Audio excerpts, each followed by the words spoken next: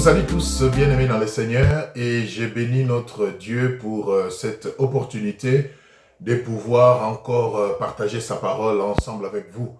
Et surtout dans ces temps d'effervescence mondiale où on célèbre Noël, on célèbre la naissance du Messie. Et comme j'ai l'habitude de le dire, pour nous, Jésus n'est pas né le 25 décembre. Nous savons que Jésus-Christ est né un certain jour. Et nous n'attendons pas le 25 décembre pour nous souvenir qu'un sauveur nous a été donné. C'est chaque jour qui passe, chaque jour de notre vie que nous nous rappelons de notre sauveur et que nous nous efforçons avec l'aide du Saint-Esprit à marcher sur ses pas. Donc, mais nous ne pouvons pas rester indifférents. Nous saisissons cette opportunité où tout le monde, même ceux-là qui n'y pensent pas de manière quotidienne, s'y mettent. Alors, pour nous, c'est une opportunité, n'est-ce pas, pour rappeler justement l'importance de cet événement et son impact sur nos vies. Donc, voilà. Et notre thème, cette fois-ci, en cette occasion justement, nous l'intitulons comme suit, « Jésus-Christ fait la différence ». Oui, Jésus-Christ fait la différence. Il fait la différence, pourquoi? Nous allons le voir.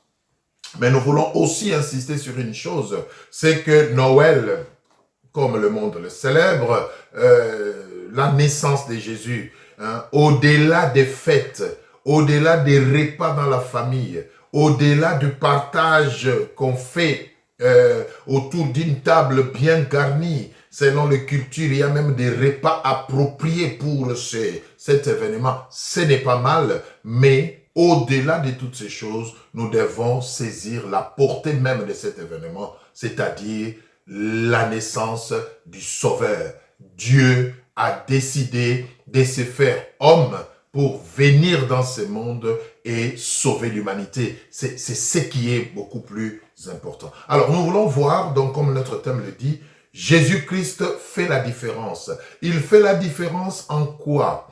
Il fait la différence pourquoi? Et il fait la différence par rapport à qui d'autre? C'est très important. Alors, trois choses vont nous aider justement à mettre en exergue cette différence, cette particularité qu'a notre Seigneur Jésus-Christ. Et cette différence que Jésus-Christ fait se manifeste ou se confirme par le fait qu'il est unique, déjà, et que nul n'est comparable à lui. Deux choses. Jésus-Christ fait la différence. Pourquoi? Parce qu'il est unique et que nul autre ne peut se comparer à lui. C'est vrai, quand nous ouvrons les yeux, nous verrons.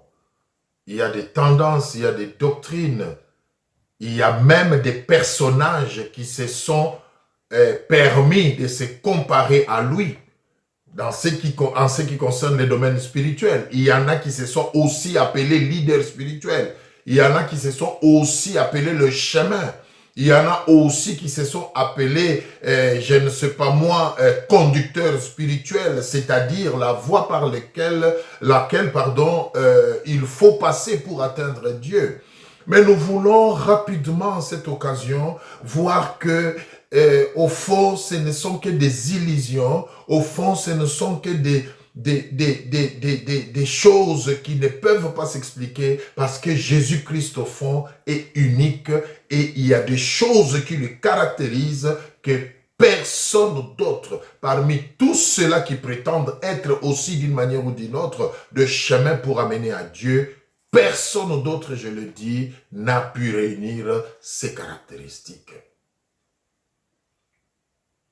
Donc Jésus-Christ est unique.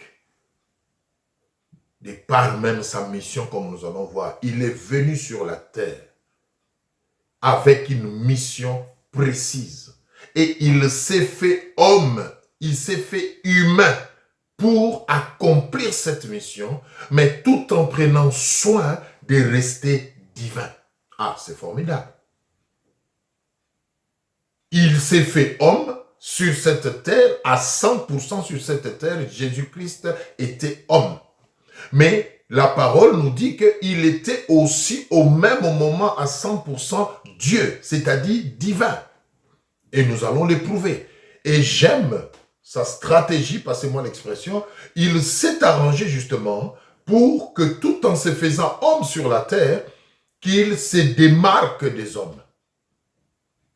Il a pris soin des petits détails qui devraient faire que, tout en étant homme, qu'il reste Dieu et qu'il ne soit comparable à personne et qu'il n'y ait personne d'autre qui puisse retrouver en lui ces caractéristiques-là que lui a portées. Alors, il y a trois choses que nous allons rapidement voir. Mais avant cela, j'aimerais quand même qu'on lise certaines prophéties de la Bible, du prophète Ésaïe en l'occurrence, qui annonçait déjà cette venue du Messie que nous célébrons aujourd'hui et même qui annonçait sa mission, c'est-à-dire ce pourquoi il devait venir. Donc nous voulons voir la prophétie annonçant sa venue, nous voulons voir quelle était sa mission, et après nous verrons les trois choses qui les démarquent, qui font qu'il fasse la différence, et on va prier et on va terminer. Alors, prenons notre premier passage dans le livre d'Ésaïe au chapitre 9. Nous allons donc lire Ésaïe au chapitre 9. Ésaïe 9, nous lisons les versets 6. Ésaïe 9, verset 6. Écoutez ce que la Bible dit.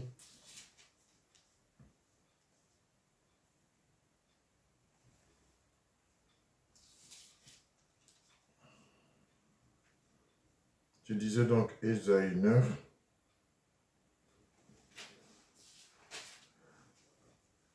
Ésaïe 9. Ah non, qu'est-ce que j'ai dit? Prenons plutôt Ésaïe 61, excusez-moi. Ésaïe 61, voilà. Ésaïe 61, nous allons voir la mission de Jésus. Je vous laisse trouver Ésaïe 61.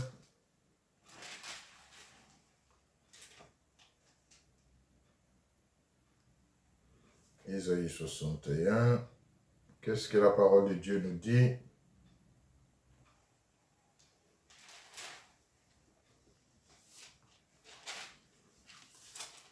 Je vais prendre juste ce qui nous est utile pour gagner du temps.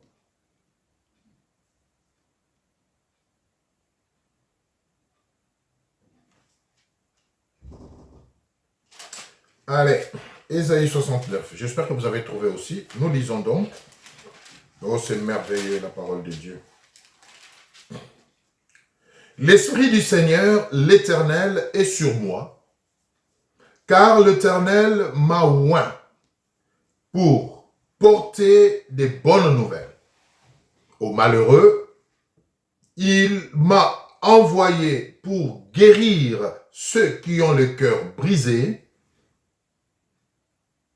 pour proclamer aux captifs la liberté et aux prisonniers la délivrance, pour publier une année de grâce de l'Éternel et un jour de vengeance de notre Dieu, pour consoler tous les affligés, pour accorder aux affligés de Sion, pour leur donner un diadème au lieu de la cendre, une huile de joie au lieu du deuil, un vêtement de louange au lieu d'un esprit abattu, afin qu'on les appelle des térébintes de la justice, une plantation de l'Éternel pour servir à sa gloire. Bien-aimés, ces passages nous donnent clairement la mission de Jésus-Christ sur la terre. Donc, Jésus-Christ n'est pas venu faire du tourisme sur la terre, n'est-ce pas? Il est venu pour accomplir une mission.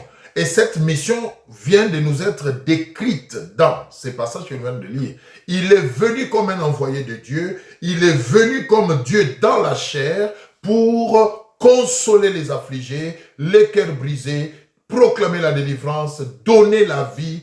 Au fond, nous pouvons résumer toute la mission du Seigneur Jésus-Christ en un seul mot, en disant qu'il est venu pour réconcilier l'humanité avec son Créateur, parce que suite à la déchéance due au péché, l'humanité était séparée de Dieu.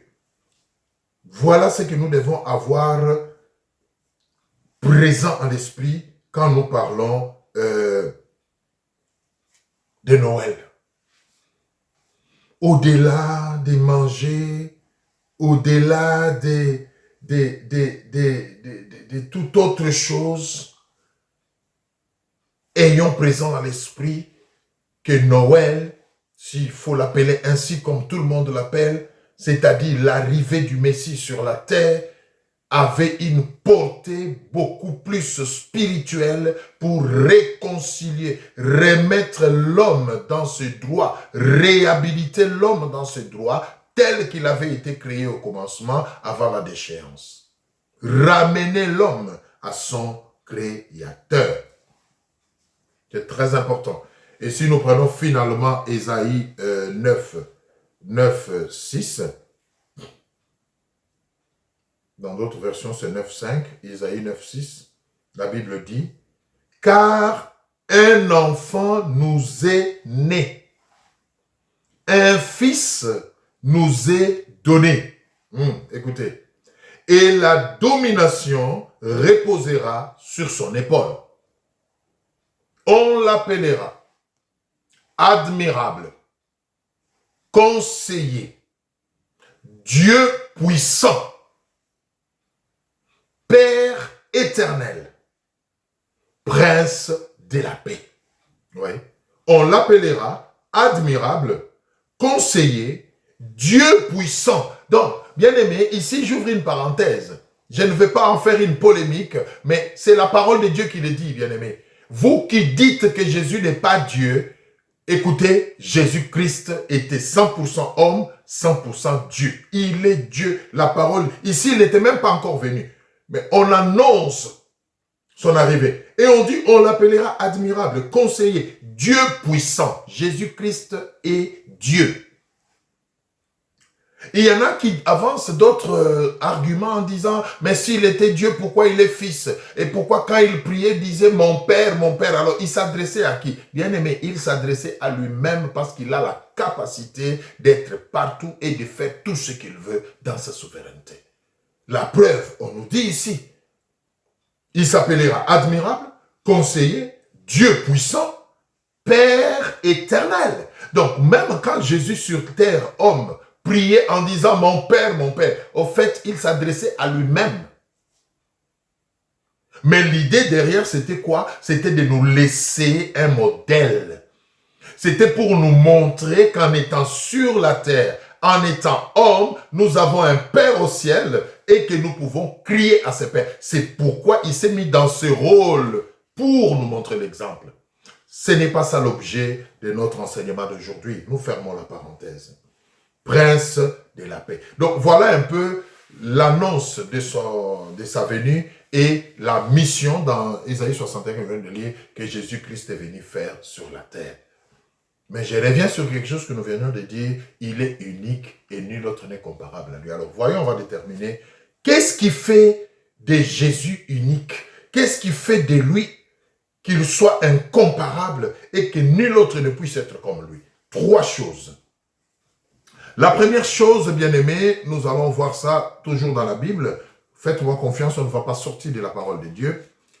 La première chose qui fait que Jésus soit différent, n'est-ce pas, c'est sa naissance.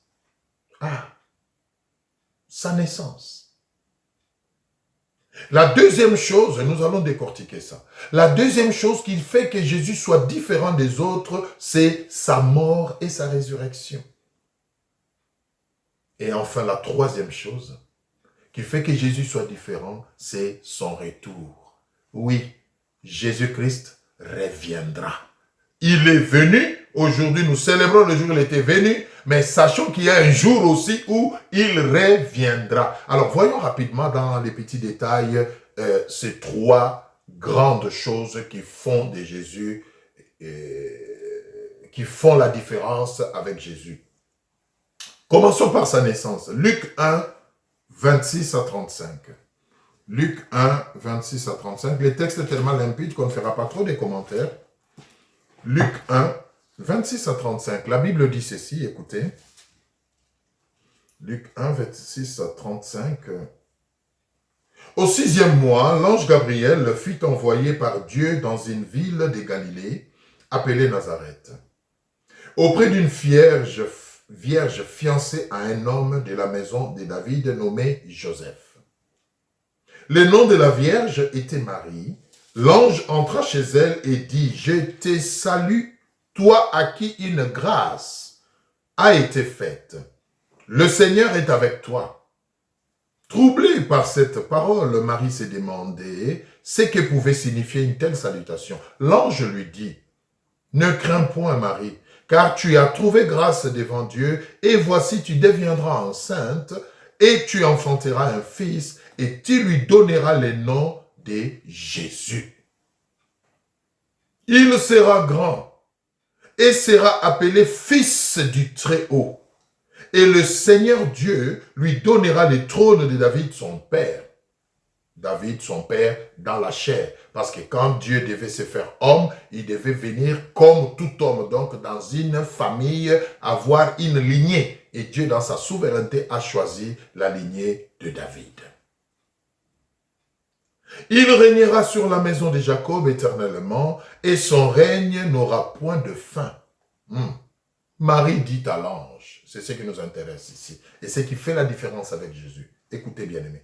Marie dit à l'ange, comment cela se fera-t-il, puisque je ne connais point d'homme? L'ange lui répondit, le Saint-Esprit viendra sur toi, et la puissance du Très-Haut te couvrira de son ombre. C'est pourquoi le Saint-Enfant qui naîtra de toi sera appelé Fils de Dieu. Donc Jésus est appelé Fils de Dieu parce qu'il n'est né dans cette chair humaine de manière exceptionnelle, de manière miraculeuse. Et bien aimé dans le Seigneur, je vous regarde dans les yeux, je vous l'ai dit, personne d'autre n'est né comme Jésus-Christ est né. Même Marie à qui la grâce a été faite comme canal par lequel Jésus devait venir, par lequel Dieu devait se faire homme sur la terre, était étonnée. Pourquoi Marie était étonnée? Son étonnement était normal. Marie était vierge. Et le principe naturel d'enfantement, c'est quoi? C'est qu'il faut que la sémence de l'homme se mette ensemble avec la sémence de la femme pour fabriquer un enfant. Mais Marie dit, moi je suis vierge. C'est beau, c'est bien tout ce que tu m'annonces. Je serai enceinte. Mais comment cela va se passer? Parce que je suis vierge. J'aime la réponse de l'ange. La puissance du Très-Haut te couvrira. Bien-aimé, Jésus est né sans la sémence de l'homme. Marie a conçu miraculeusement. Elle s'est seulement rendue compte qu'elle est grosse. Elle n'est pas passée par la voie naturelle de tout le monde. Ça, c'est déjà une très grande différence avec Jésus. Et je crois que le Seigneur a tenu à ce que les choses se passent de cette manière, justement pour qu'il y ait démarcation entre lui et les autres humains. Bien qu'il s'est fait homme, il a tenu à cette particularité pour que l'on se souvienne toujours que c'est une grâce. C'est Dieu qui vient vers nous. C'est un privilège, bien-aimé. C'est un privilège. Et nous devons en être fiers. C'est très important. Sa naissance. Prenons Luc 2, 1, 7 rapidement. Luc 2, 1, 7. Luc 2, 1, 7. Écoutons encore ça comme merveille. Luc 2, 1 à 7. En ce temps-là, parut un édit de César Auguste ordonnant un recensement de toute la terre. Nous sommes toujours dans la naissance de Jésus. Ce premier recensement eut lieu pendant que Quirinius était gouverneur de Syrie. Tous allaient se faire inscrire chacun dans sa ville. Joseph aussi monta de la Galilée, de la ville de Nazareth pour se rendre en Judée, la ville de David appelée Bethléem, parce qu'il était de la maison et de la famille de David, afin de se faire inscrire avec Marie, sa fiancée qui était enceinte. Souvenez-vous, enceinte de manière miraculeuse, sans intervention de Joseph, son fiancé. Pendant qu'ils étaient là, le temps où Marie devait accoucher arriva et elle enfanta son fils premier-né. Elle les maillota et les coucha dans une crèche parce qu'il n'y avait pas de place pour eux dans l'hôtellerie. Une autre particularité qui peut même créer un contraste dans l'intelligence humaine. Dieu s'est fait homme. Il s'est fait concevoir dans les seins d'une femme de manière miraculeuse. Première particularité. Deuxième aspect de cette particularité, il choisit de naître nulle part où quelqu'un d'autre pouvait choisir. Naître sur une table, dans un lieu où on élève des troupeaux. C'est exceptionnel. Et c'était fait intentionnellement. Et ça, c'était la marque de l'humilité que le Seigneur a voulu aussi accorder à sa venue sur terre. Il pouvait choisir une famille riche, il pouvait choisir d'aller naître dans un endroit approprié. Mais pour, encore une fois, se démarquer, il a choisi un lieu modeste.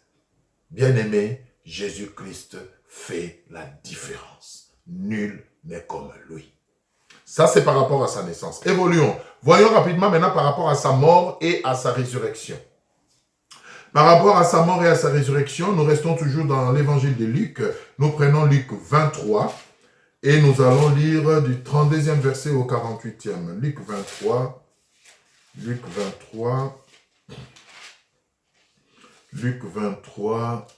32 à 48. Écoutez ce que la Bible dit. Luc 23, 32 à 48. Merci Seigneur. On conduisait en même temps deux malfaiteurs. On conduisait en même temps, qu'est-ce que j'ai dit? Luc 23, 32 à 48. On conduisait en même temps deux malfaiteurs qui devaient être mis à mort avec Jésus. Lorsqu'ils furent arrivés au lieu appelé Crâne, ils le crucifièrent là, ainsi que les deux malfaiteurs, l'un à droite, l'autre à gauche.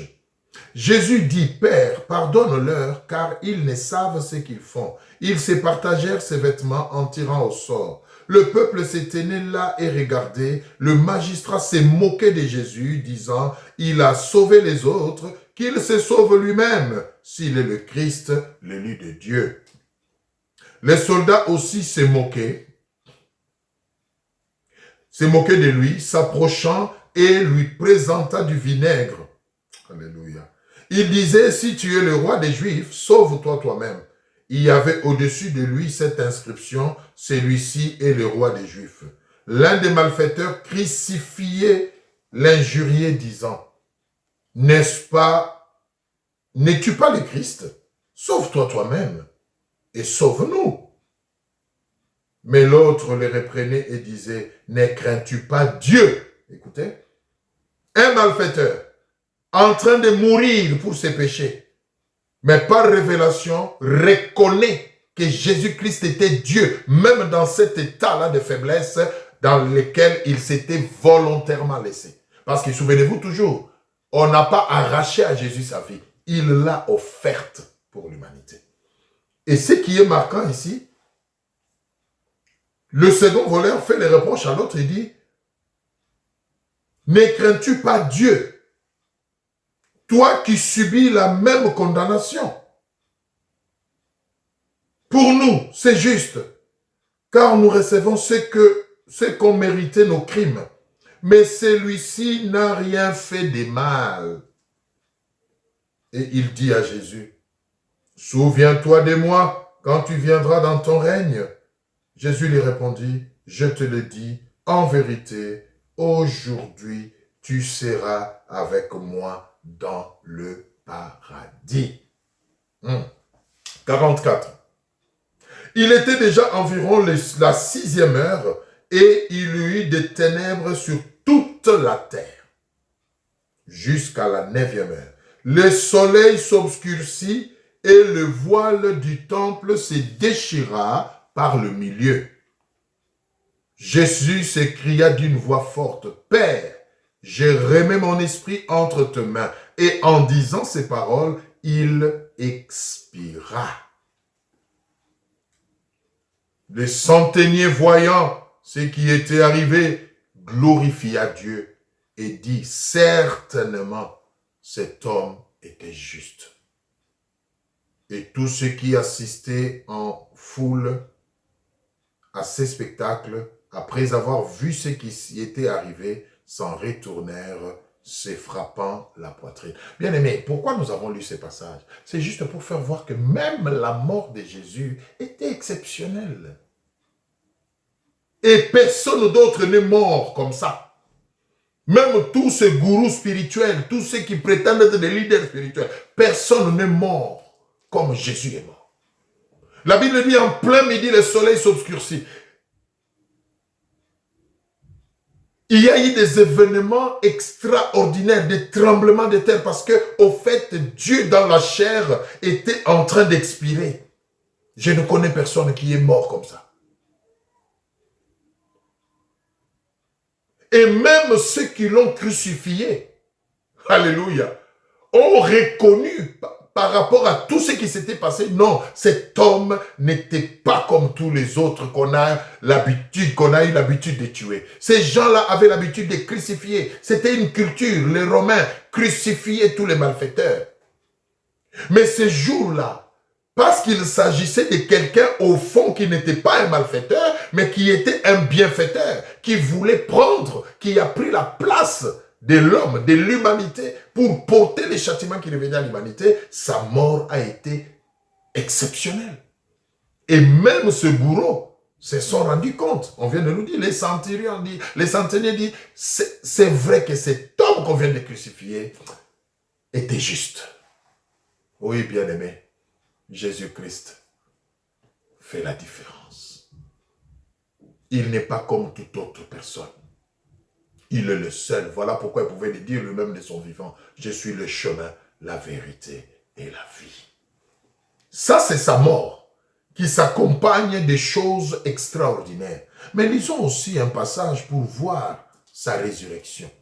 Luc 23, 55 à 56. Nous sommes toujours dans Luc 23. Prenons maintenant 55 à 26. Luc 23, 55 à 56. Écoutez.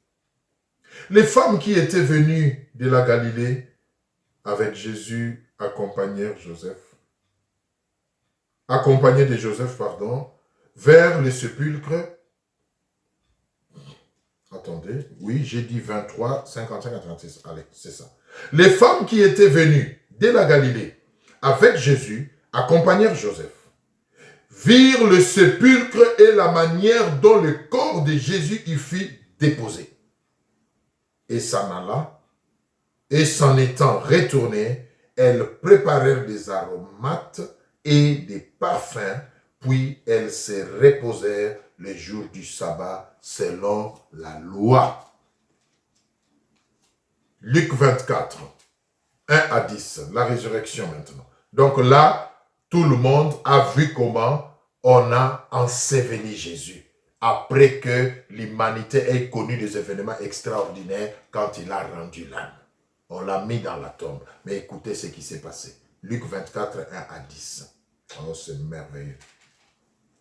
Le premier jour de la semaine, elles se rendirent au sépulcre des grands matins, portant les aromates qu'elles avaient préparés. Elles trouvèrent que la pierre avait été roulée devant le sépulcre.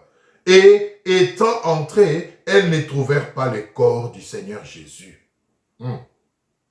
Comme elles ne savaient que penser de cela, voici deux hommes leur apparurent en habits resplendissants. Écoutez bien aimés, on va s'arrêter là.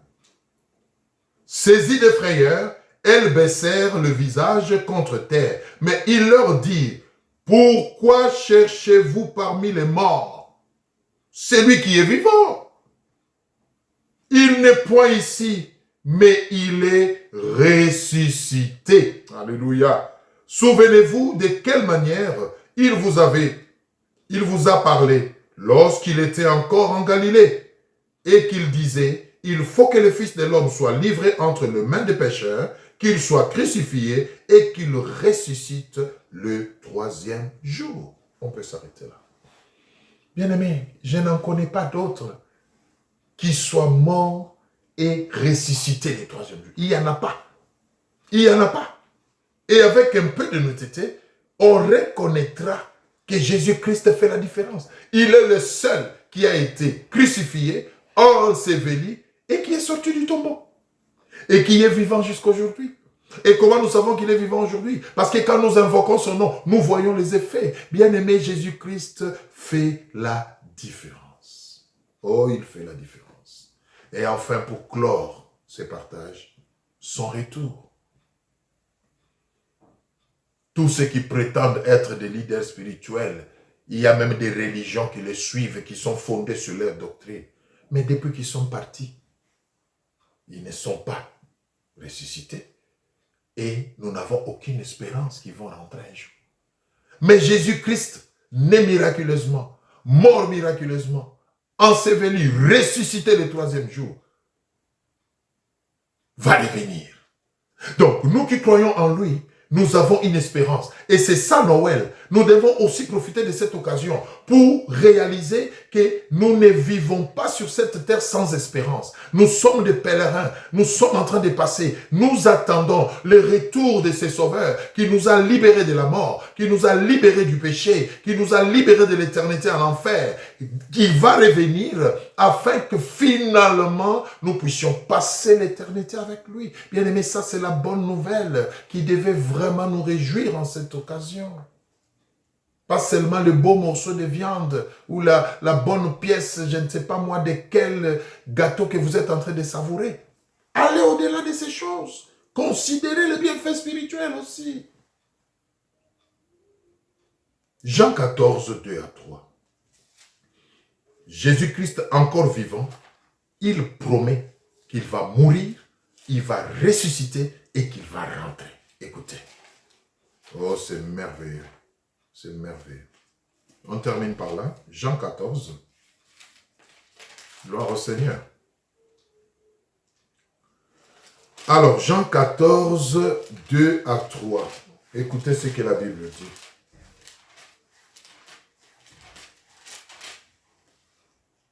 Jean 14, 2 à 3. Il y a plusieurs demeures dans la maison de mon Père. Si cela n'était pas, je vous l'aurais dit.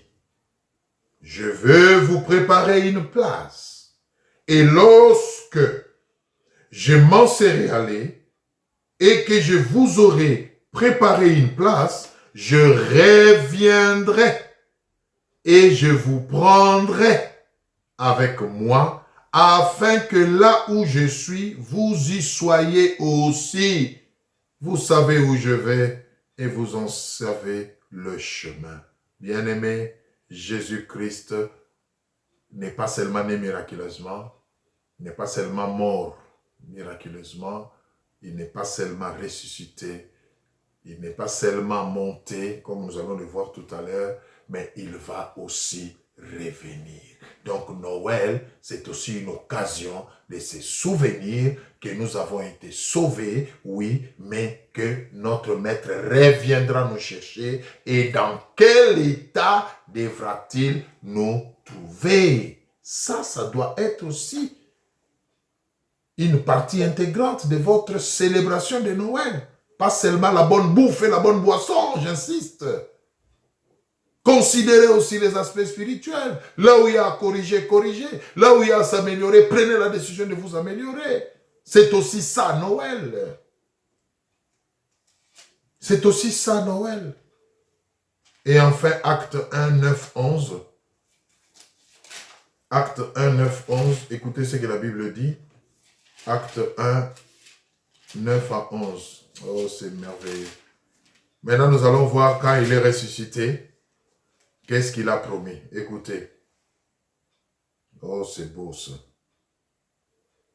Après avoir dit cela, il fut élevé pendant qu'il les regardait, et une nuée les déroba à leurs yeux. Jésus est parti. Il est ressuscité le troisième jour, il s'est fait voir à ses disciples, il les a bénis, il leur donné des instructions, et il fut, la Bible dit, il fut enlevé dans les airs. Le verset 10.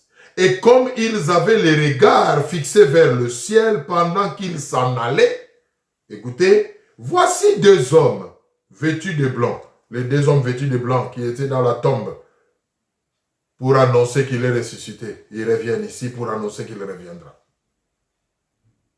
Voici les deux hommes vêtus de blanc leur apparurent et dirent, hommes galiléens, pourquoi vous arrêtez-vous à regarder au ciel?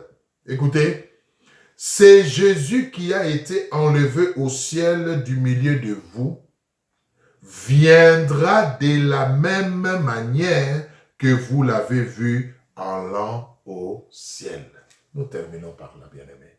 Noël, Dieu parmi nous, homme, tout en restant Dieu. Trois choses font la différence. Sa naissance, sa mort, sa résurrection et son retour. Alors la question vous est posée. Allez-vous juste vous contenter de célébrer Noël en prenant un bon repas en famille, en vous souvenant des souvenirs de la famille, comment vous avez grandi, comment vous avez... Ou vous prendrez aussi un temps pour vous recueillir en famille, prier ensemble, laver les linges sales, comme on dit en famille. Là où il y a à accorder le pardon les uns les autres, faites-les. Là où il y a à vous réconcilier, faites-les. C'est ça. C'est ça. Célébrer de manière profonde Noël. C'est une opportunité où les familles se retrouvent. Il y a des familles qui ne se retrouvent qu'ensemble une fois l'année à l'occasion de Noël. Mais bien aimé, maximisez ces moments. Ne vous contentez pas seulement de la bonne bouffe et de la bonne boisson et de rigoler, des amusements. Non. Prenez aussi un temps. Ce sont des moments où vous vous souvenez que vous êtes pèlerin sur cette terre. Ce sont des moments où, là où il y a eu conflit, là où il y a eu brisement, vous puissiez penser les plaies mutuellement, vous pardonner, vous ouvrir le cœur, vous tenir la main en famille, implorer l'unité de la part de Dieu et continuer la marche. C'est ça, fêter Noël en réalité. Nous avons lu Ésaïe 61 et c'est pour ça que Jésus est venu, souvenez-vous, il est venu libérer les opprimés, il est venu redonner la paix, il est venu réunir. Faites exception. Célébrez différemment votre Noël. Mangez, buvez, mais passez aussi du temps dans la présence de Dieu en famille. Ce sont des moments où les parents doivent renouveler leur bénédiction sur leurs enfants en faisant des déclarations. Ce sont des moments où les enfants rebelles doivent s'humilier, demander pardon à leurs parents, à leurs épouses, à leurs maris, pour que sur une nouvelle base, ils puissent repartir. Ce sont des moments de réconciliation, ce sont des moments d'unification, ce sont des moments moi j'appelle ça des réparations de ce qui était brisé. Oh, je prie qu'au-delà de célébrer Noël, comme le monde nous l'a appris, que nous puissions entrer en profondeur et nous rapprocher du Seigneur. C'est le moment de lui dire merci d'avoir pris notre place. Lui dire merci d'être venu pour nous sauver. Ce sont des moments de prière aussi en famille. Nous terminons par là. Je vous souhaite à tous de passer de très bonnes fêtes, pas seulement de Noël, mais aussi de bonnes années. Et que vraiment la grâce de Dieu soit votre partage. Je vous dis à une prochaine occasion.